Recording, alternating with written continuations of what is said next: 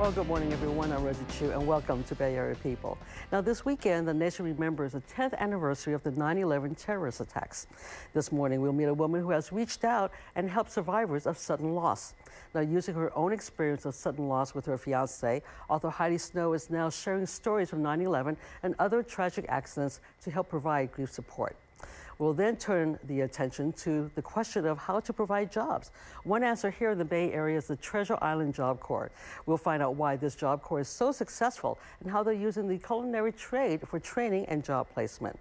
And how many times have you had a chance to visit one of Sausalito's famous houseboats?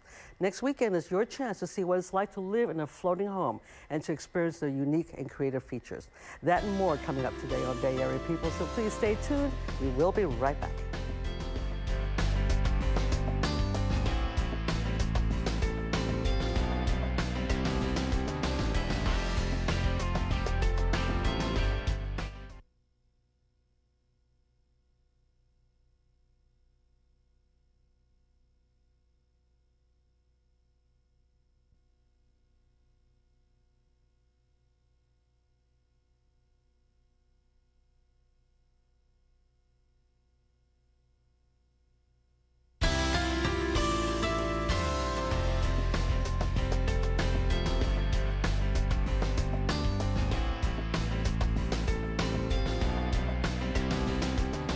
While the nation observes its 10th anniversary of the 9/11 attacks, thousands of families are also dealing with the terrible loss of someone he or she loved.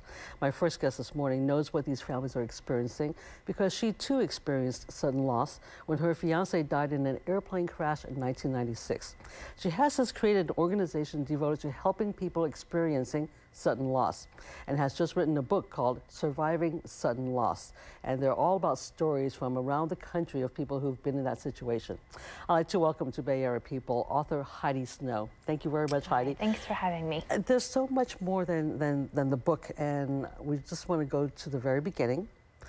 You were engaged to a wonderful young man back in 1996 when he was in an airplane crash. Can you tell us briefly what that story is? Yeah, so I lost my fiance on TWA Flight 800 back in 1996. And it was a flight from New York to... It was a flight from JFK to Paris. Okay. And right when the incident occurred, we all gathered and came together at a site where we would all try to gather as much information and remains were being searched for and that kind of thing. But after about 2 weeks, all the disaster response teams disbanded and we all went home. And one of the things I found most difficult is after the funeral, and while I was still waiting for his body to be recovered, we were sent back just to go back to life as normal. But for me, life wasn't normal, and for the other 200 people who lost 229 people were on that flight, and they all had to resume their life, go back to work. And what we found is people were having a hard time. And I had met Mayor Giuliani on the site, and he had said, if you ever need anything, give me a call. And I thought, well, I'm in New York City, there must be a plane crash group.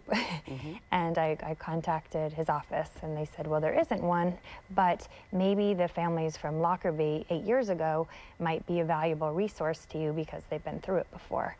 So I went to that meeting, and when I walked in there, it was like we didn't have to say a word. It was just, we all knew what it was like to be in this situation, and they welcomed me with open arms. And you said and part of it is that people are supportive of you, and they go through the grief with you, and they go through the motions of, making plans and getting things settled and trying to get yourself back into your regular routine of life.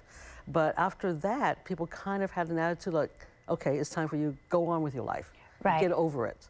And you say that that's not that easy. You can't do that quickly. I just learned so quickly how important it was to be around other people who got it, who got that maybe 3 weeks later, 2 months later, 2 years later, you might have a bad day. Right. And as the rest of the world moves on, sometimes people don't want to bring it up and they don't want to make you uncomfortable. But what we've learned from this book and through Access is that people need to talk about it. And so the concept of Access is that we pair people up with one another of like loss so that they can talk to somebody. Your nonprofit is called Access. It's AirCraft Casualty Emotional Support. And you started it because of the gathering of family members of people who've lost family members or loved ones through plane crashes. Right. And so our first volunteer base came from the Pan Am families, and I began matching mothers from Pan Am 103 to mothers from TWA 800 who had lost children. And as that started to grow and those relationships became really bonded, I went back to Giuliani's office and I said, here's what we have. This is from going to that meeting, here's what we've learned. And he said, we definitely need something like this. We never know when the next plane's going to go down out of JFK. And unfortunately, we had Swiss Air, Egypt Air, Alaska Air actually on the West Coast, and then we had 9/11. And Giuliani actually called your organization. I know he was instrumental and was part of the process of creating Access. But when 9/11 happened, he actually asked you to help out with the families that suffered loss through that tragedy. Yes, he had been working with us the whole time, but we were the only organization up and running and already ready because we have 250 grief mentors on call at all times affected by aviation disasters. So of course, when this happened quickly, we were really the only entity up, running, and ready to go immediately. And the book, Surviving Sudden Loss, Stories from Those Who Have Lived It, or stories from people who went through 9/11 as well as some of the other airplane tragedies around the country. And what it really is they're just telling the story, and as well as you tell your story about your loss. It's not a how-to, it's not really advice, but just simply their story. How does reading that story or those stories help me get over something that happened to me? Well, like the concept of access, it is basically being able to talk to somebody else validates that what you're going through is normal. And it's okay if you're having a bad day when maybe other people haven't been through the same thing. Don't acknowledge it anymore. In this book, everybody talks about how important it is to embrace your loss and go through it and bring people around and do things that help you grieve and not put it under the rug and really allow you to be the new person you become from that second when that happened. Well, we hear that maybe people might go into therapy. Is that different from something like Access where you're providing a mentor with somebody that's gone through the same kind of loss? It's a different type of care. Of course, we think all care is wonderful, and if you have the courage to reach out and get it, it's very important. Our specific care is really validating and having a role model, somebody where if you're having you can see that you can get through it because they have too. Other care is very important too. We always encourage people to do a little bit of everything and get what is best for them.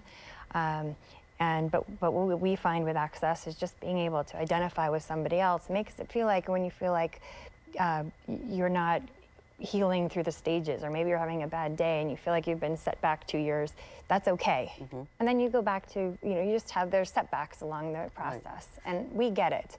And sometimes the rest of the world doesn't understand that you might be grieving somebody who was killed 15 years ago, and you're just, something came up that made you think of them, and that's okay. So Access has a 24-hour hotline. Right. And you provide the volunteers are primarily people who've gone through your program, and they've maybe they're recovering, but they're helping other people recover now. So they're sharing that information, and you do try to match like with like. Right. So when somebody calls our helpline for help, we go through our database and we find the most similar loss. So if somebody calls and says, I just lost my husband, I've got 3 little kids, we find another mother who similarly went through that. So they can say, this is how I did it. And that you can do it too. And I'm your role model here. And when you're having a bad day, I got over those roadblocks. It's somebody to follow and give you hope that you can get through the next day. And Access is now located here in San Francisco. Right. Our volunteers are all around the country, but our primary location is here in San Francisco. Well, the information will be up on screen, so thank you very much for sharing it. And again, the Surviving Sudden Loss, Stories from Those Who Have Lived It, it really is interesting reading, having these people share their stories so publicly. So thank you very much for making that happen. Thank you. All right, thanks, Heidi.